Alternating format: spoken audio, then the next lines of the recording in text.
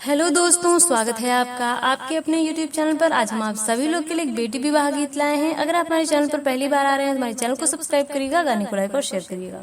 मचियाई बैठाली माया हो कवनी दे, मोतिया बरन ढूरैया सुरे।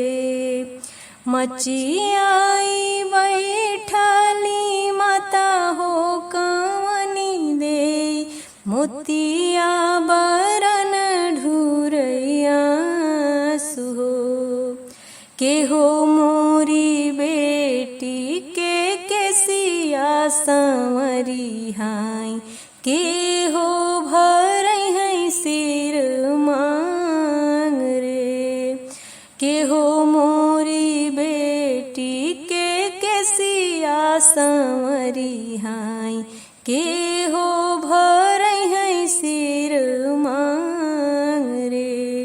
के करे गोहने बेटी खेलन जई हाय, के करे बगल हुई है ठाड़ी रे।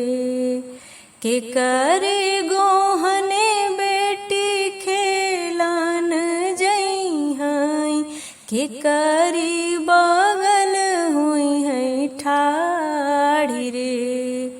के हो मोरी बेटी के दूध भात खियाई हाय, के हो कलना बड़े भोर हो।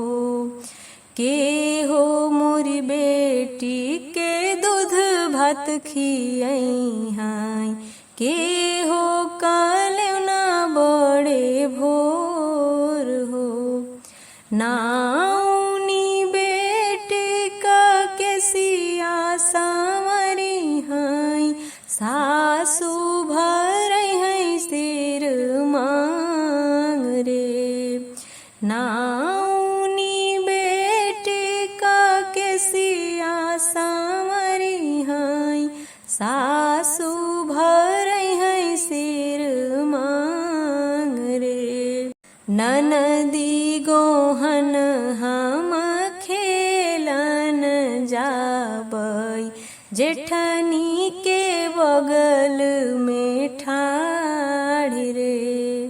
ननदी गोहन हम खेलन जाबई, जेठनी के बगल में ठाड़ी रे। चौका लगाई मैया बर्तन मजबई, हो बैडे बढ़िया के ठाड़ी रे। चौका लगाई मैया बर्तन मजबई, हो बैडे बढ़िया के ठाड़ी रे। सासू ननदिया के दया जे लगी हाय, देई है कलना भिनु सार रे।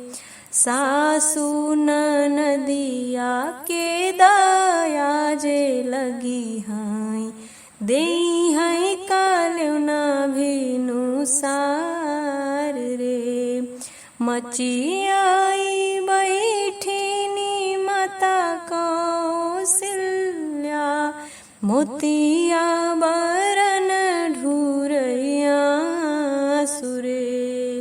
के हो मोरी बेटी के केसिया संवरी हाय, के हो भरई है सिर